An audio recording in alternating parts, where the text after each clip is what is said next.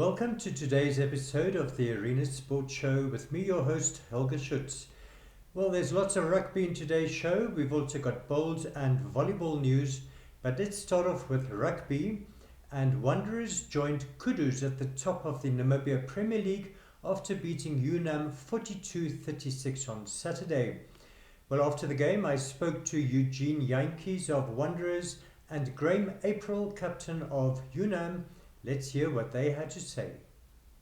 Well, coming off retirement, it was a bit tough. It was my third week playing in the match fitness. Just getting to know the plays and the players. So it was a good game. We made it difficult for ourselves in a couple of errors, but we played good.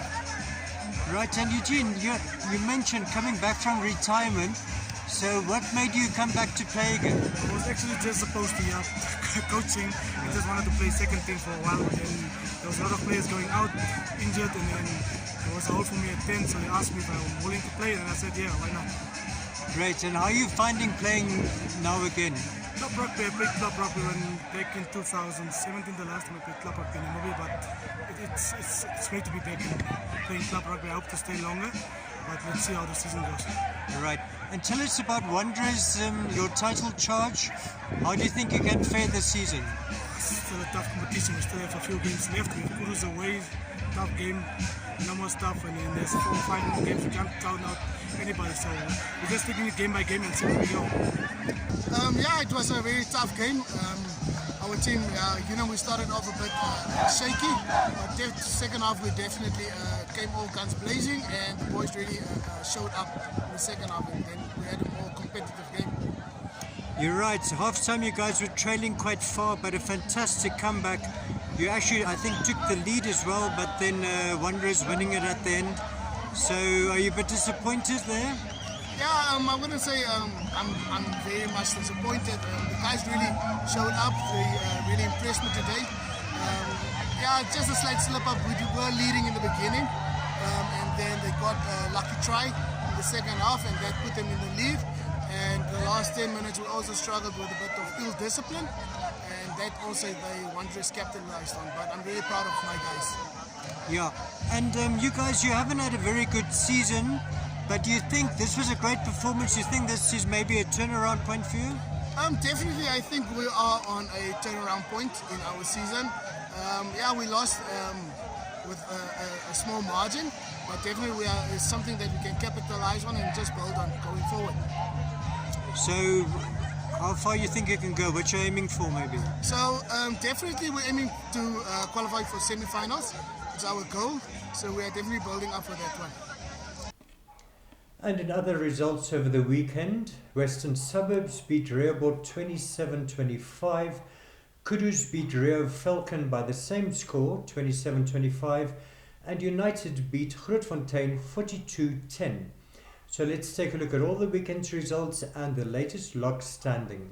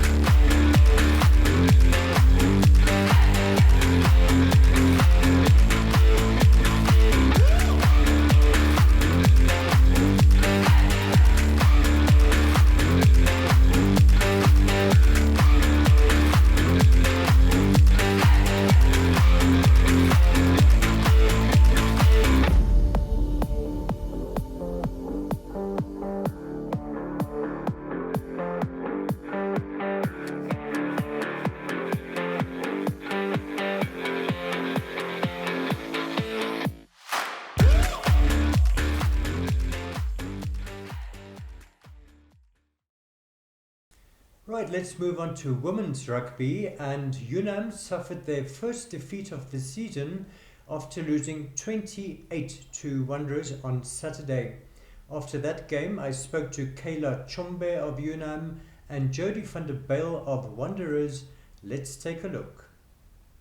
It was a healthy competition. I think it's unfortunate that we lost, but it was a tough game and Wanderers well deserved win.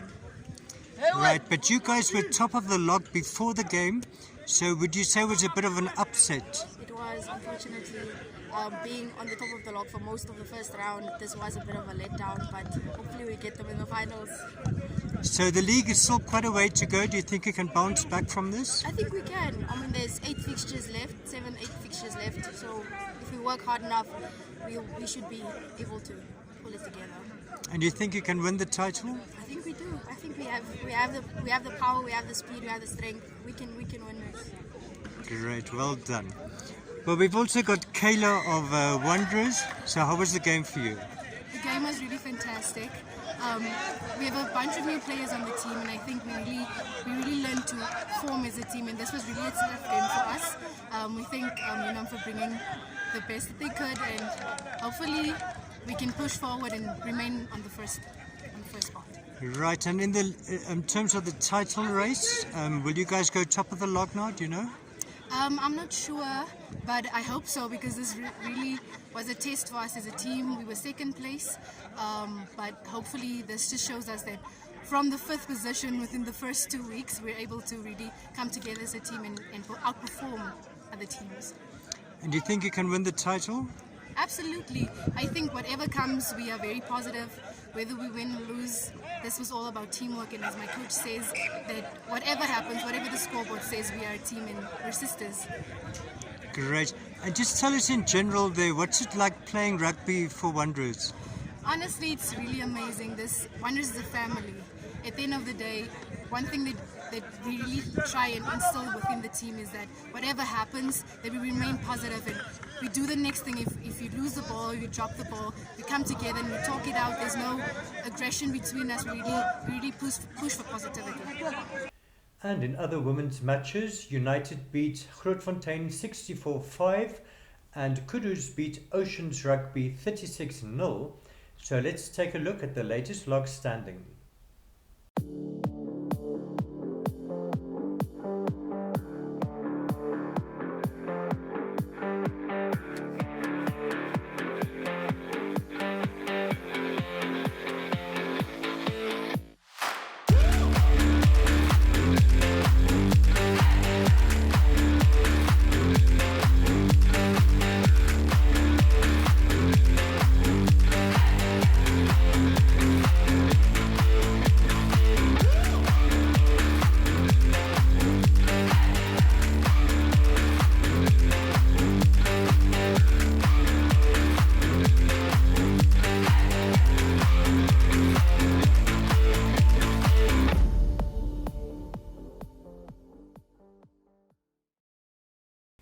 We're still on rugby, and the national rugby team held a week-long training camp in Windhoek that came to an end on Saturday. That, of course, is in preparation for the Nations Cup tournament in Uruguay starting at the end of July. While at the training camp, I spoke to national coach Alistair Coetzee. So let's hear what he had to say. It's been a good start. The players are all excited to be back in Windhoek in the country. The logistics have gone really well, and then on Tuesday we left for Midgard, where we had more team building but outdoors this time, and the whole objective for that was, like I said, from different clubs across the country to a Namibian mindset, to build one national team. So the team from that point of view, the team building exercises, the players got to know each other better. Some of these blokes have been at school together, and they've gone their different ways, and only meeting up and catching up again during the camp, which was really awesome. How we started to live our value system, the team first, the care, and the dog that we have to bring out, those 3 values, behaviors, and which is part of our team culture. So that has really come out nicely. When we left Midgard, I think we were a better connected group, so we could come to the field and then look at systems. You can't do it otherwise. Do systems and you don't trust your mate, or you don't know more about your team member, you know. So yeah, that's been put into place nicely. I think we had 3 field sessions and some baseline testing that we've done. The conditioning is not where we want it to be, but it's work in progress, you know. Some players obviously were at the end of their seasons, so their conditioning has tapered down and they've actually deconditioned because we're just playing rugby. Now it is a nice 2 to 3 week block for us to pick that up again with the technical and tactical aspects of the game. So far so good. I'm very happy. We're missing 5 more players. Vian Conradi is not here yet. Leroux Milan, they're still in America. Then we have Louis van der Westhuizen, the Cheetah Boys, Aranas Kutsia and Torsten van Jaarsveld. So they must still join, and I think then there will be a full complement, you know.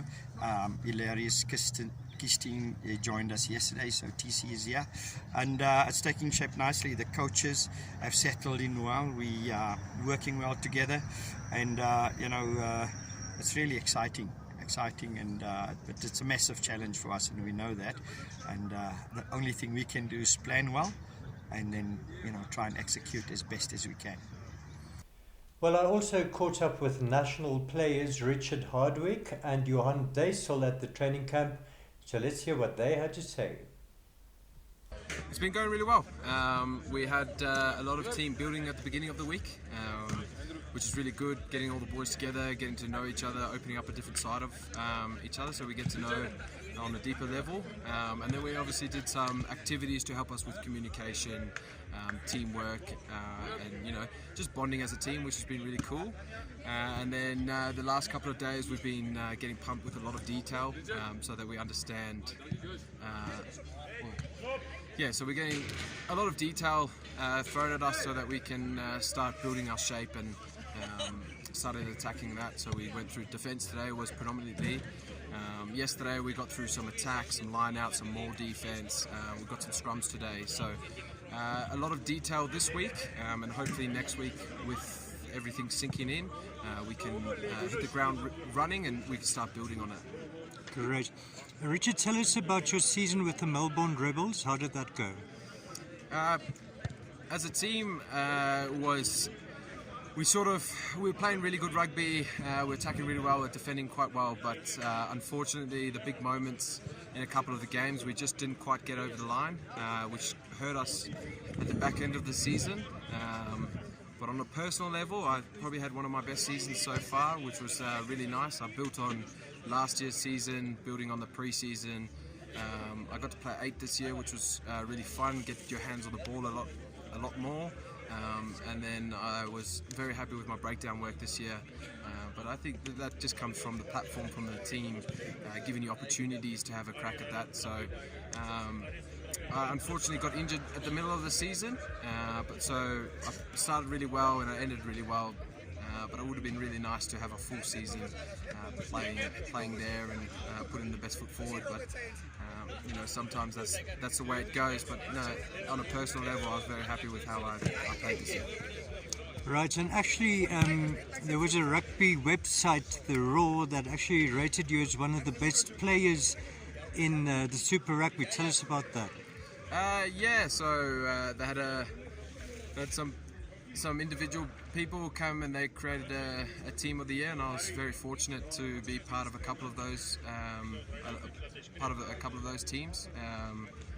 And look, that's pretty special to be able to be recognised as one of the better players in Super Rugby this year.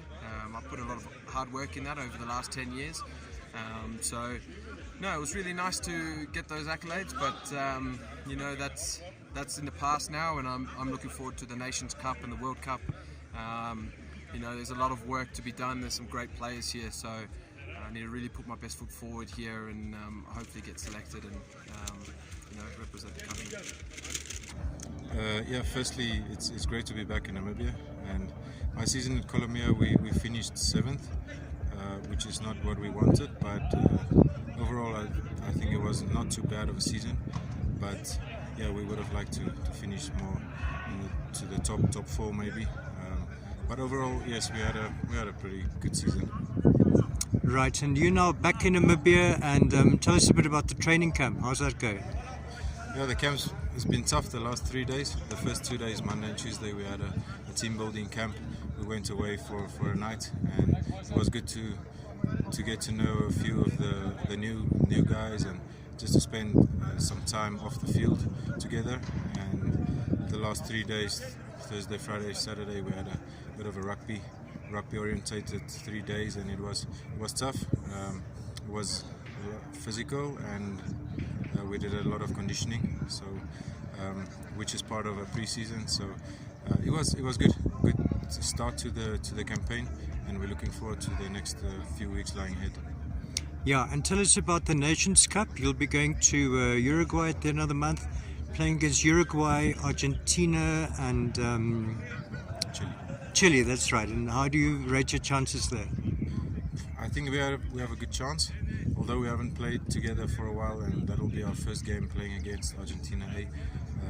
They are a good side, obviously, so we can measure ourselves pretty well, I think, and we have another 2 more weeks to prepare for them. So I think we have a good chance. We have a lot of good players, young players coming through, a lot of experience. So I think the mixture is good.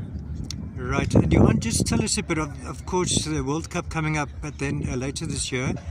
And you, of course, scored a great try for Namibia at the 2015 World Cup against the All Blacks. So just tell us about that experience to play at the World Cup.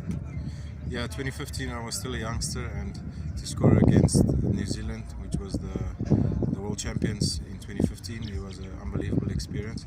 Still the best memory of my rugby career. So yeah, for all the young guys coming through, it's a great opportunity to measure yourself on a world stage and play against the best. So great opportunity for Namibia to compete in this event, this global event. So yeah, it's an honor to play and to take part in a World Cup, and I think everyone should put up their hand and take the chance to make the team. Right, let's move on to some bowls news. And Namibia's women finished second overall at the African States Tournament, which came to an end in Windhoek on Friday. Well, at the prize-giving ceremony, I spoke to Namibian bowlers Diana Viljoen and Mariki van den Berg. Let's take a look. I was really excited. We didn't expect to get this far. We had some ups and downs and some struggles in the last discipline, but we managed to get another bronze and our gold in the fours, and very happy with our second place overall between these 6 African countries. Huge honor, yes, very happy. And how does that compare with previous ASTs, Namibia's performance? Tries to get into the medals, and we usually place overall at least bronze, but we've also had silver before with the previous AST, so we're very happy to match that today. Great. Mariki, how was the tournament for you? I enjoyed it tremendously. It was very tough competition, and it was like on the last 5 ends.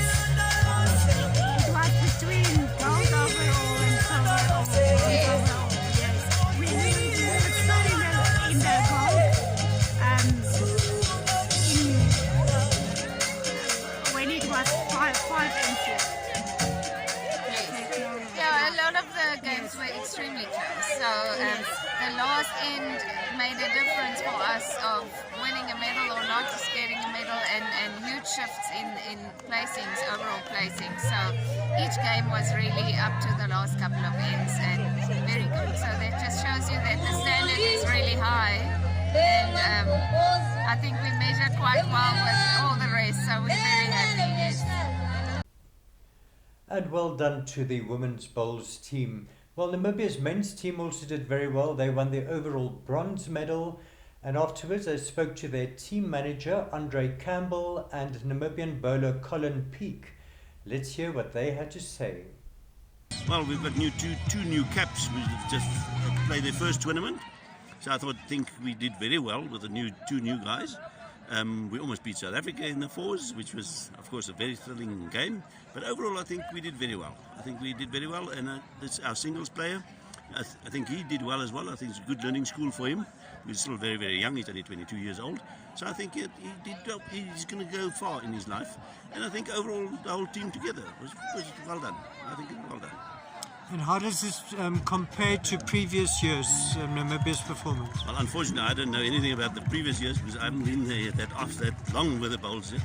But as I heard with the World Bowls that they did in Wales, our men's triples came back with a bronze medal. So Namibia is up there. We just have to have that little bit of rounding off and then we'll be into all the medals. Right. Talking about the World Bowls, Namibia will be going again in 2 months' time. That's right.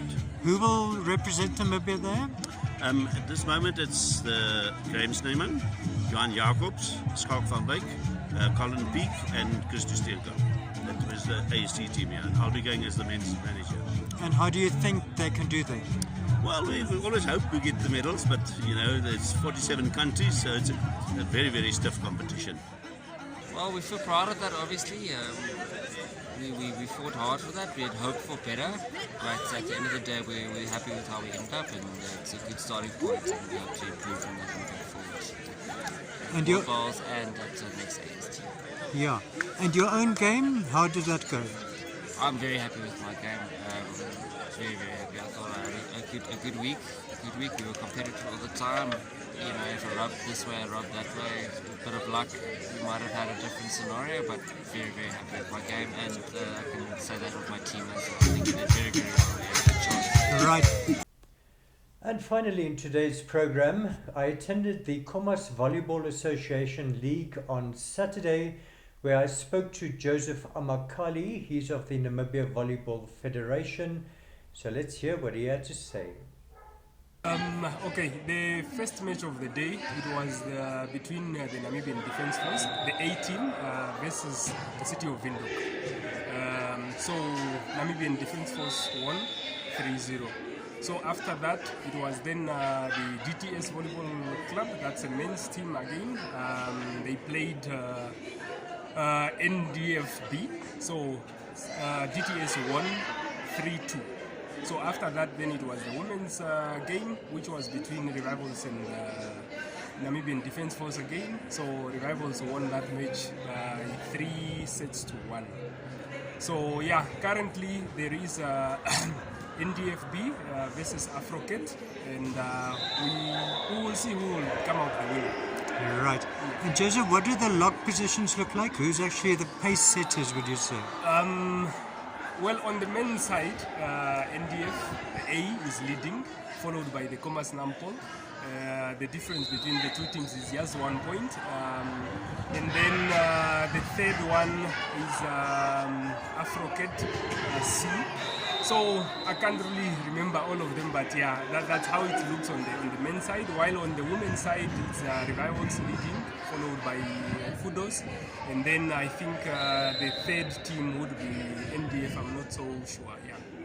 So it's still very close. One can't really say who's going to win the league yet. Yeah, no. At the moment, it's really difficult for one really to tell who is going to win the league, because especially on the men's side, you never know. Anything is possible, because now we just started with the second round, and it's likely if NDF happen to lose a match, so the log might change as well. So we will see. Maybe towards the last week of the league, we will have an idea perhaps as to who are the likely teams to win the league.